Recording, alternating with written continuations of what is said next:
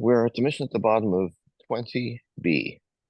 Um, so chanut shebachatzer yochol limchos biyado. If you have a store you want to put up a store in a courtyard. So the courtyard we're talking about is a residential courtyard. We're also going to talk about a mavoi, which you probably recall is kind of an alley that leads to several courtyards. So there's a group of houses around each courtyard, and then the mavoi, the alley, is branches off of the public space and leads to these individual courtyards. So those are both shared spaces. Now, so if you want to put up a store in your courtyard, the other people of that courtyard can prevent you from doing it by saying, you know what, it's too noisy, too much commotion, I can't sleep because of all your customers coming and going. So you can prevent or you can even close the store, force the storekeeper to close that store.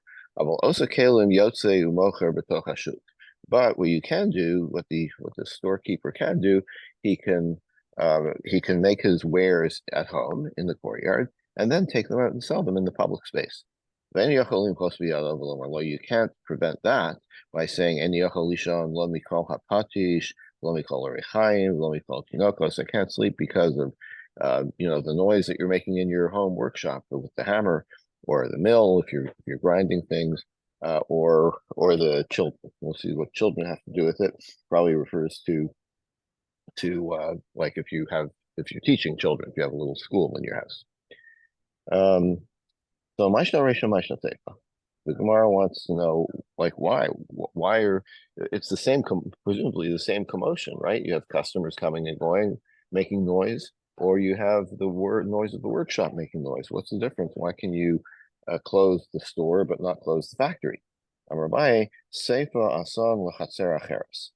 What the Seifa is talking about, where you can't prevent the activity, is you're not even in that same courtyard, right? So if you're in the neighboring courtyard, that doesn't give you enough rights to close the home shop, by which I mean the home factory. I'm like, Rabbi, at least in the chaser acheres mutar. Like, why? If that's what the Mishnah is trying to teach, let it say so explicitly. Let's say in one chaser, in the same chaser, the people in the same courtyard, the people can prevent you from having a public, conveyance, and but the people from the neighboring courtyard do not have the right to prevent you. Like, why is it stated in this? If that's what it's trying to say, it's doing it very obliquely. So Rava answers, what's the difference between the Reish and the Sefer? Why is there a different rule for for a retail store or a home workshop? Sefer what the end of the Mishnah is talking about is a completely different case. If you have a school, if you have you open the school in your house or in your courtyard, and kids come and study Torah there. And this Mishnah, or the Sefer of this Mishnah, applies to from the time of the Takana of Rabbi Yeshua ben Gamla. Well, what was that? Rabbi Yehuda said, remember this man who is Yeshua ben Gamla for good. If not for him, then the transmission of Torah would have been interrupted. Originally, how did you learn Torah? If your father taught you Torah at home. If you didn't have a father, or maybe your father didn't know, or whatever, couldn't teach you, then you were out of luck. No Torah for you. My dar. So what Yeshua ben Gamla came along and he expounded on the person of Torah. V'limad temosa. You should teach them. This is in the Shema, right? V'limad temosa is b'nechem l'davar. You should teach your children to speak Torah. V'limad tem atem. He read it. You, all of you collectively, should teach. I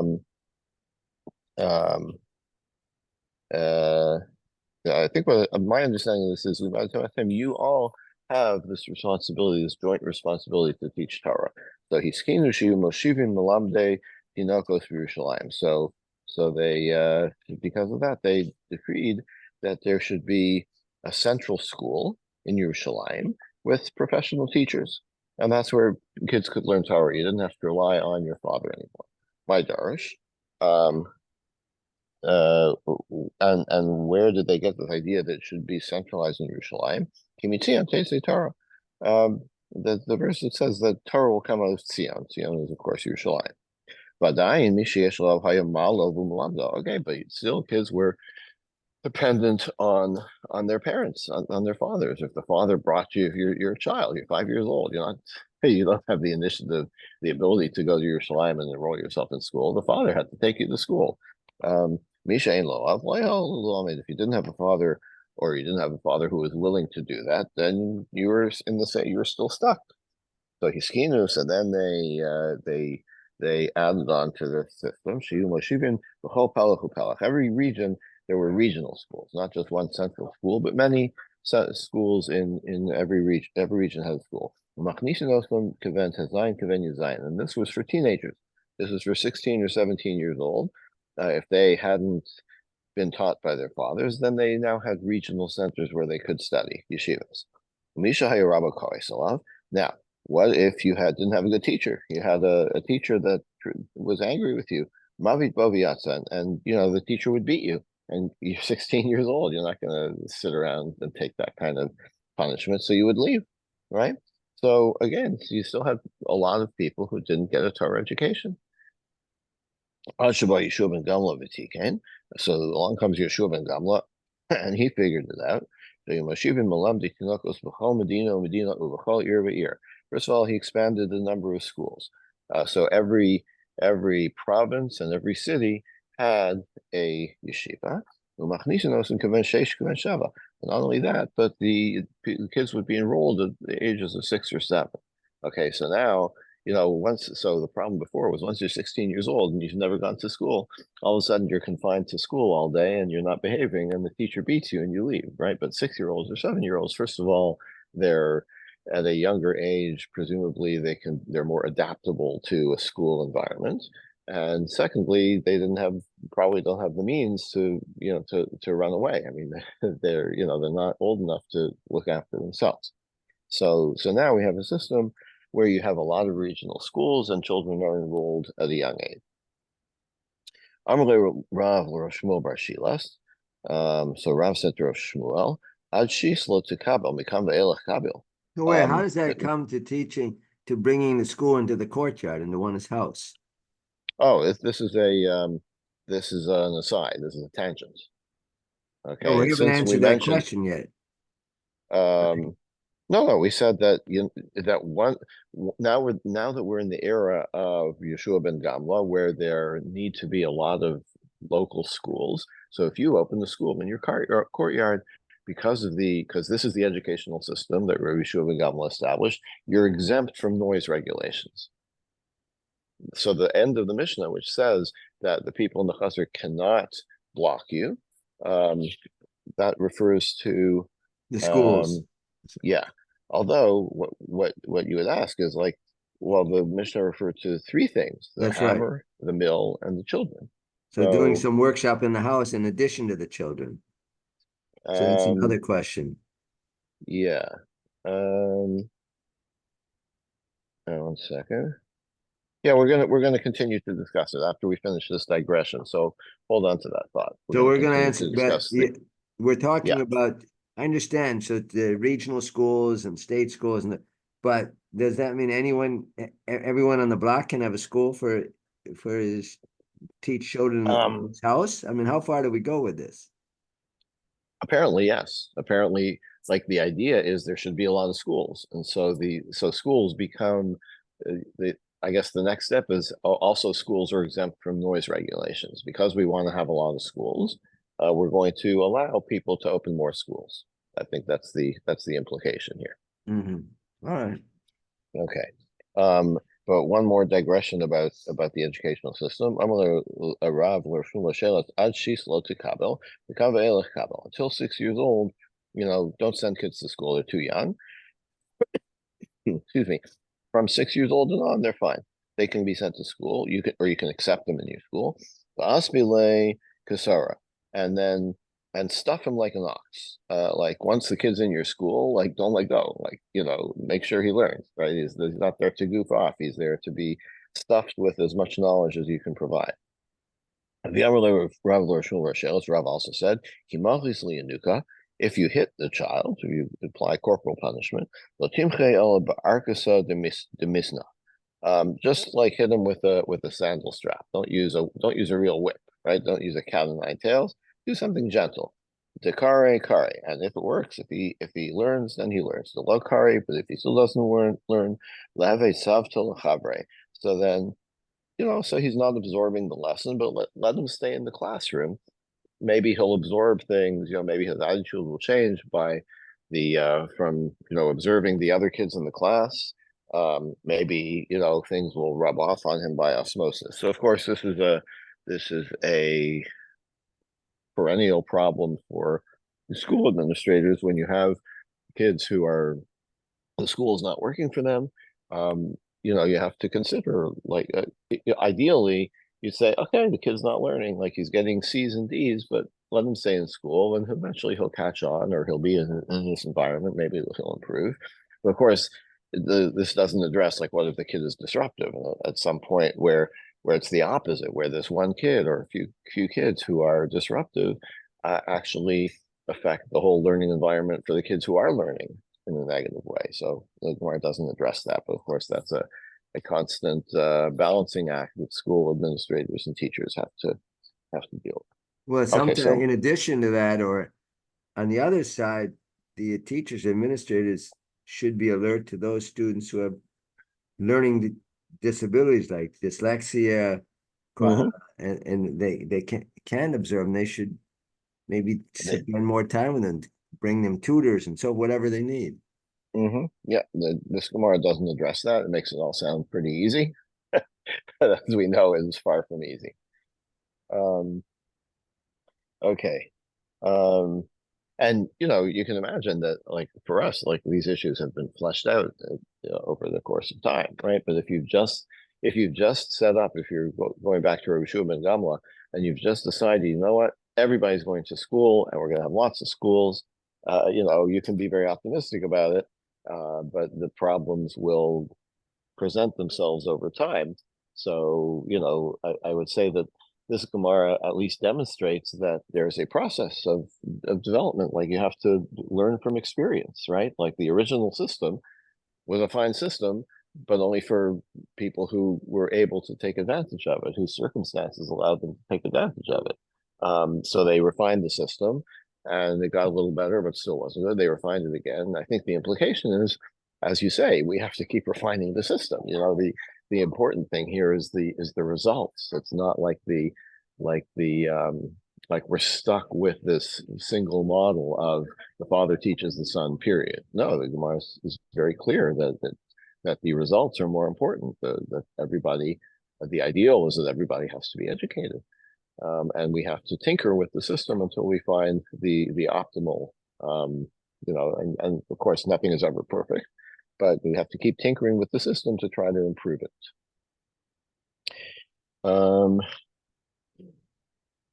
Meisvei. So back to the chater business. So we have a brisa. Echad mibnei hachater tebikesh lasos rofe uman begardi umlami tinachos. So another brisa addresses the same thing. Somebody in the chater who shares the chater wants to become a rofe, which apparently in this context means a mohel, and we'll see how that plays out. Or uman, which is apparently a bloodletter, Vigarde, or a weaver, umalami tidokos, or a teacher, the other residents of that courtyard can prevent you because of the extra, because of the noise and commotion that it would cause to them. Okay, so from this price up, that's opposite of what we said about our Mishnah, right? We just want to say that our Mishnah says you're allowed to have a school despite the noise, and this price is saying you cannot. You can't force a school, your neighbors, to accept a school. Where's the talking about? No, we're not talking about Torah teaching. We're talking about teaching science, right? Teaching about non-Jews. And so that was not included in Rabbi Shua ben Gamla's educational system. And so that kind of noise you can the other residents can protest. Tashma. Maybe they're just talking about teaching goyim. Oh, Not teaching just, Torah to Goyim. right. Could be. Could be. B'tinokot goyim. Could be. Yeah, yeah, that could be. Although the Gemara will, is it? It was. Yeah, that opens the question of can you teach Torah to non-Jews? So that's a complex subject, which I don't think the Gemara deals with here, but I know the Rishonim deal with it. But yes, interesting sidebar. Mm, Tashma, we have another brisa. Two people share a courtyard. Same situation. One of them wants to become a moel, a bloodletter, a cleaver, or a teacher. The other one can prevent him from doing so. So this also is against Rabbah. In the same way, right? You can also say this is talking about teaching non-Jews, and for that you can't force your neighbor to accept the noise. Tashma, we have another brisa. If you have a house in a shared courtyard,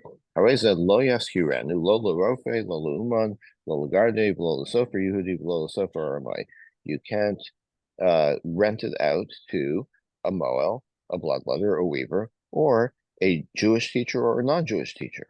Okay, so here we have an indication that it's even talking about even when it's teaching non-Jewish students, you cannot force your neighbor to accept it. So isn't that against Rava? Where's the Hakamaiskinan? What are we talking here? Besofer Masa. We're talking about not the teacher. We're talking about the administrator, the principal, right? This is like the guy who's in charge of all the yeshivas in town, right? So his office, you can't set up his office, or he can't force his neighbor to accept that he sets up his office there. An individual classroom, yes, but the administrator for all the classrooms in town, that you can't force. Presumably, I actually think the opposite, right? I would think that where the kids are studying, that's where you get the most noise, not in the office of the administrator. But you could imagine where you could see it differently, where there's, a lot of coming and going if you're the administrator for a number of schools in the area. Parking would certainly be a problem. Amarava. Well, Rashi says there that, right, that isn't he referring to that he teaches children of the city and he brings the malabnim who are under him, right? And he teaches them humocha et kulam. So there could be a lot. He could be very busy if this fellow Yeah. Right. So he brings a lot of people there. So he is actually bringing teachers and to teach children and teach them how to. That's what Rashi's saying. Right. It becomes a conference center, right? Yeah. Right. So the comings and goings are the teachers and maybe the parents in the administrator's office. So maybe if your class size is whatever is, if you have 10 kids in the class, but you have 50 yeshivas in town, then all 50 teachers are going to come to your training sessions. So it's a lot more people than just having the 10 school children in a class. Yeah, that's what Rashi's getting at. Amarava. Rav said, "Mitachon Yeshua ben Gamliel be'elach in Rabbi Yeshua ben Gamliel's system, lo mamtina yenuka mimasal masa. You don't send a kid out of town, right? There's no commuting to out of town schools. Mibei knishna mamtina, but you can send them across town to a different yeshiva. The mafsik nara lo mamtina. If a town has a river running through it and you have to cross the river to get to the new school, then don't send the kid that way. V'ika titura mamtina, but if there's a bridge, then it's okay. In other words, don't make it either too onerous or perhaps too dangerous on the child to get to school. V'ika gam lo mamtina. But if it's a bridge that is only like one narrow, just a narrow plank across the river, then that is not appropriate for sending a child across. V'amarava, stach makre dardeke estrin v'chamisha yinoke. How many people should be in a class? Up to 25. V'ika chamshin mosin tray. If you have 50 students, then you need 2 teachers. So this is kind of contradictory, right? It sounds like the ideal is 25, but what if you have like 40, right? So So it's saying like, when do you need a second teacher when you have 2 times 25? So 40 would still be one teacher. That's a little unclear. Um, but when you get to 50, you certainly have to split it. Vikar buying if there are 40, Mukamina Reish Duchna. Then you give an assistant, right? You got a teacher's assistant if there's more than 25. So 25 kids, one teacher can handle. When you get over 25, you need an assistant. When you get to 50, you should split it into two classes with two proper teachers. So what between 25 and 40? Well, my the implication to me, it doesn't say specifically, the implication to me is that 40 is like a number between 25 and 50. So by leading off and saying that the maximum class size is 25, it seems to me like that implies that 26 means you need an assistant.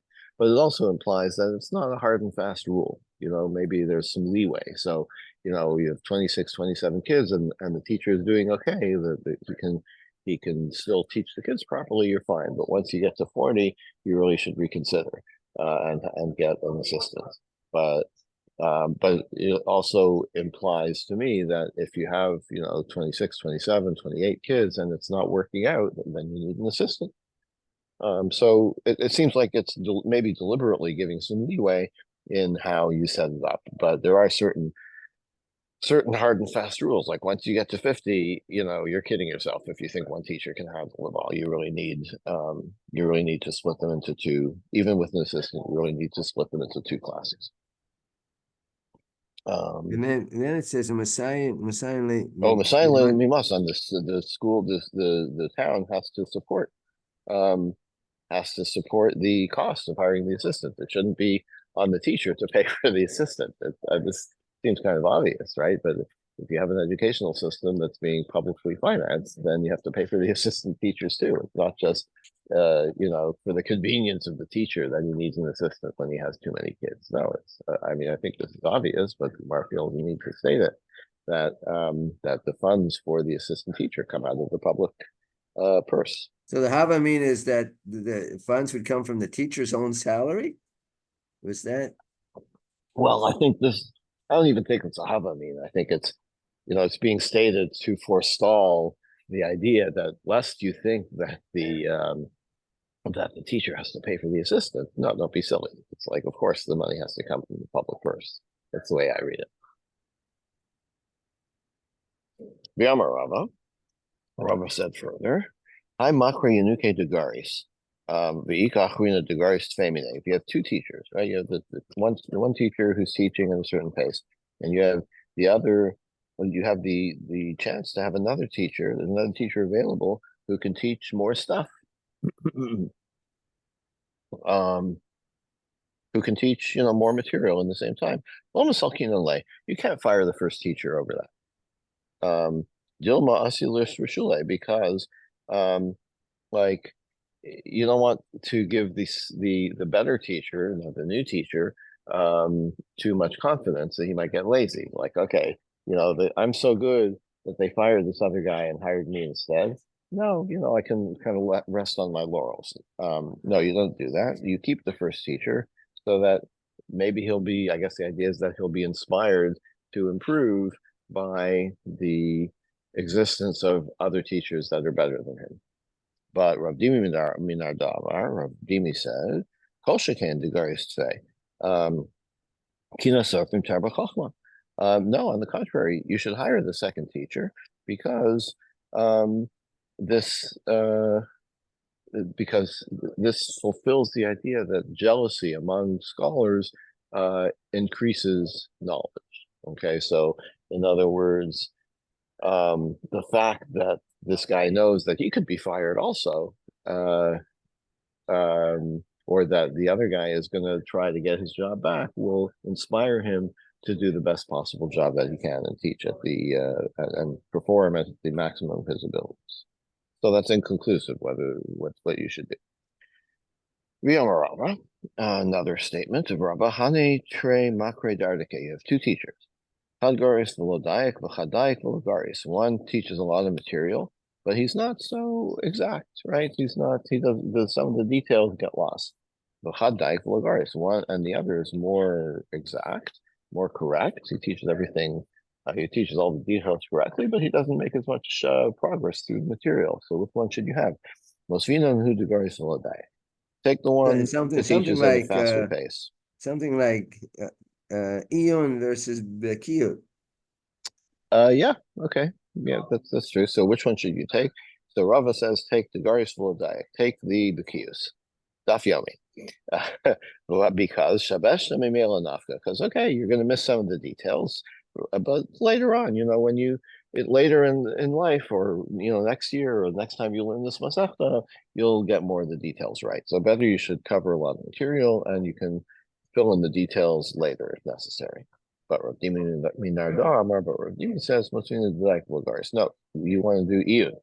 Shabashta kevant all, because once you learn something wrong or incomplete in your youth, then that's what you're going to remember. You're not going to be able to fix that so easily later. Yachsiv, as is written in Nach, Yisheshet Chadashim Yosef Sham Yoav B'chol Yisrael Ad Yichris Kol Zachar Be'Edom.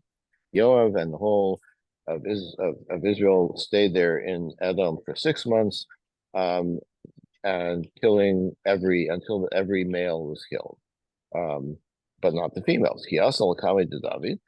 So Yoav came back from this battlefield and deported. And David says to him, "My Tamad Nasachi, what did you do that for? Why did you let the women live?" Amalek, because Yoav says to him, "Timchez Zechar Amalek." So it's a little unclear here what's going on, because we're not talking about Amalek, we're talking about Edom. But nonetheless, he's taking his inspiration from there, and he says, the Torah says, wipe out the Zachar Amalek, right? So this is like the Zecher thing that we have when we read the Parsha Zachar, right? Is it Zecher, the males, or Zecher, the memory of Amalek? So he read it as the males of Amalek. Amalek, so David says, Zecher, no, that's not how you read it. You read it, you wipe out the memory of Amalek, not the males of Amalek. You should have killed everybody. So Yoav says back to him, no, Zachar, no, I read it this way.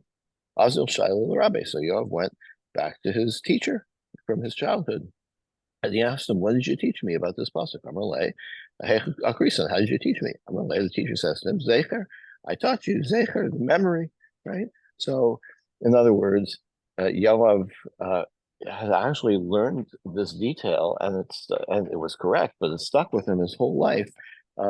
He never went and corrected the mistake. That wasn't the teacher's fault in this case, but the point is that what Yoav perceived, what he had absorbed in his youth, is something that stuck with him for his whole life. So you can't assume that a child who learns something incorrect is going to correct it later in life.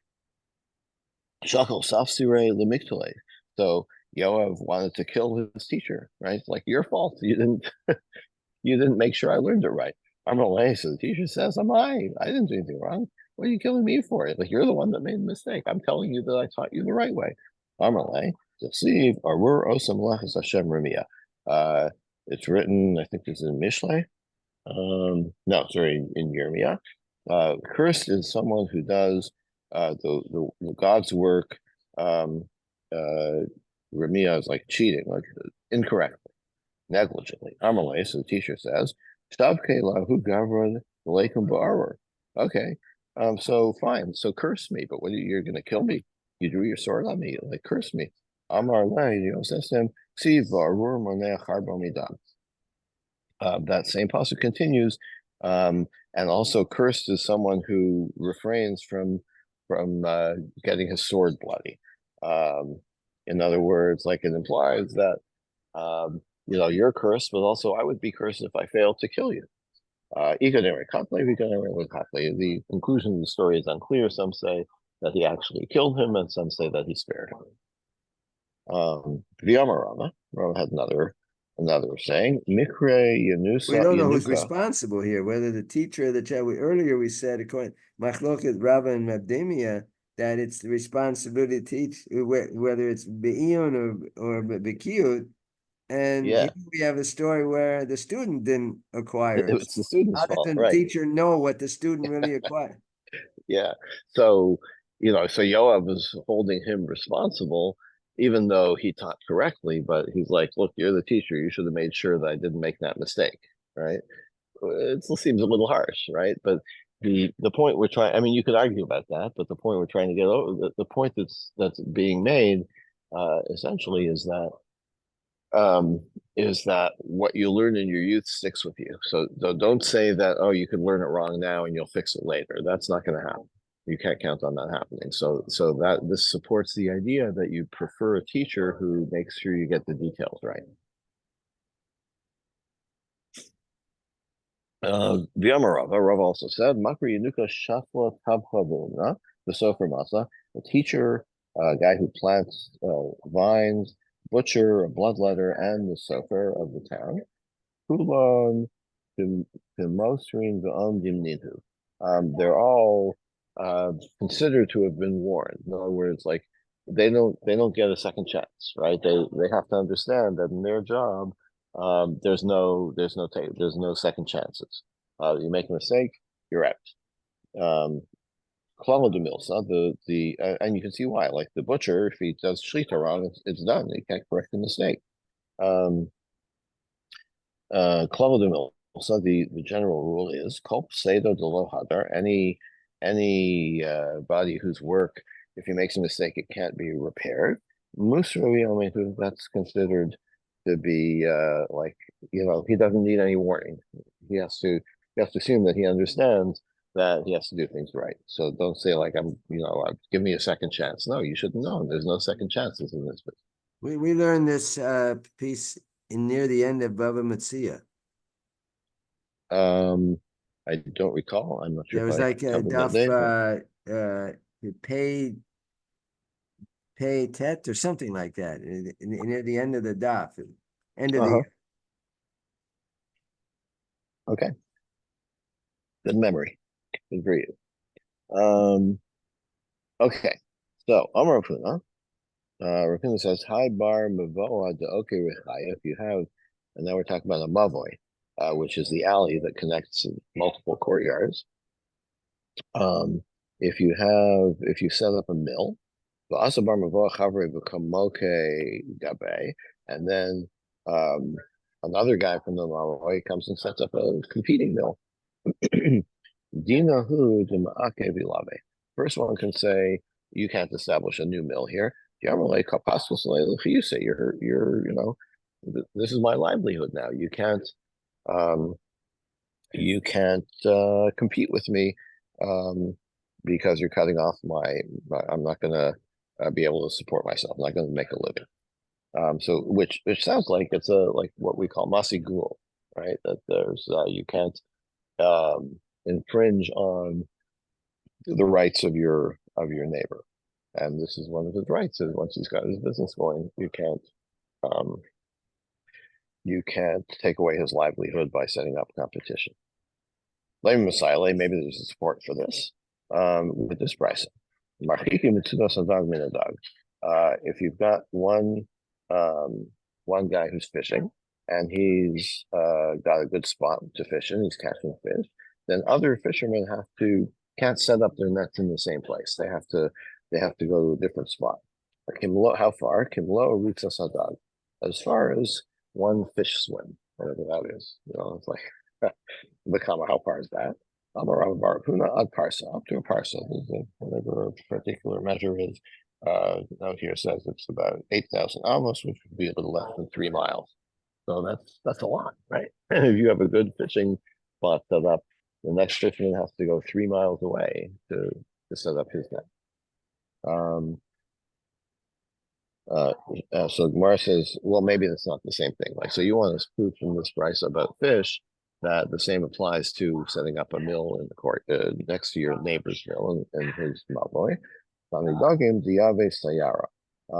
Maybe it's different with fish, okay? Because fish, the idea here is that once they sense that there's food somewhere, they're going to make a beeline to it, right? So it's as if, like, once you put your net in the water with the bait and the fish catch wind of this, it's as if you caught them already. Like those fish are considered yours already in a sense, even though they're not caught yet in your net, but they're ultimately going to be caught in your net. So maybe it's only in that case that that you can force other fishermen to keep their distance. But that doesn't necessarily mean the same is the case with the mill, because with the mill, you could say, look, there's lots of customers. Some will go to you, some will go to me. Or you could say that these are customers that haven't come yet, right? Like new customers, they're not yours yet. I'm setting up another mill. So they'll come to me, but I'm not stealing your customers necessarily. So you can't really prove it from the fish. I'm going to Ravina Rava. Ravina said, Lamela Ravuna, Rabbi Yehuda. Maybe Ravuna is following Rabbi Yehuda's authority. We have a Mishnah. Rabbi Yehuda, you can't give away candies from your store to children, because then you're unduly influencing them. They're always going to come to your store, and they're not going to come to other people's stores. This is like illegal, anti-competitive practices of a chacham material. But the rabbis say no, you're allowed to do that. So Rav Huna would be following Rabbi Yehuda that says you can't engage in anti-competitive practices, and the same idea would apply to setting up a competing mill. So the Gemara says not necessarily a filu tamer rabbanan. No, you could say, sure, the rabbanan say don't give out candies, but they might also say don't set up a mill. Or they might, I'm sorry, so the rabbis might say you can, yes, give out candies, but you still can't set up a mill. Why? When did the rabbi argue with Rabbi Yehuda and say that you can give out candies as incentives to come to the store?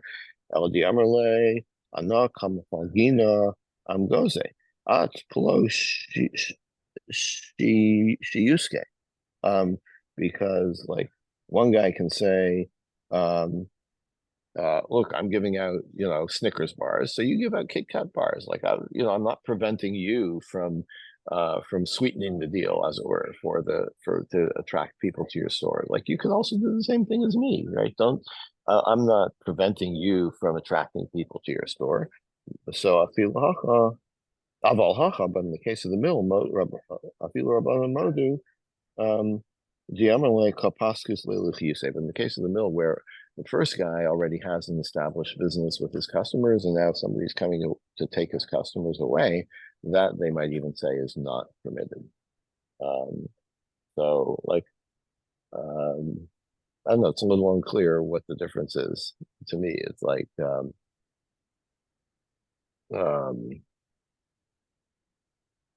it would seem to me that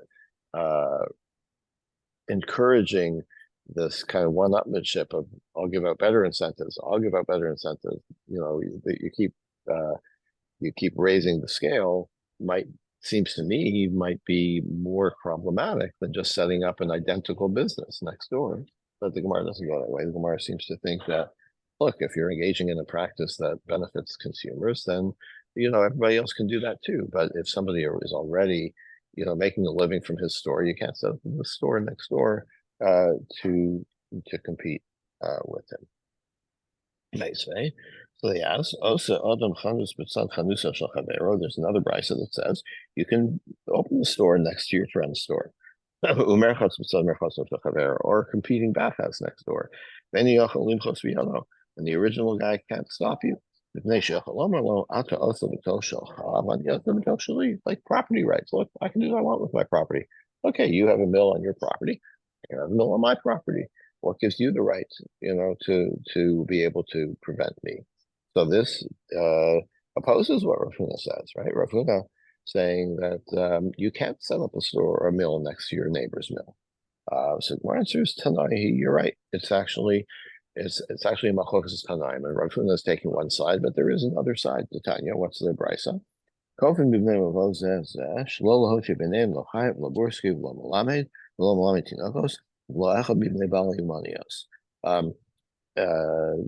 People in the same alley can prevent each other from establishing a tailor shop or a dye shop or a school or any of this kind of category of businesses.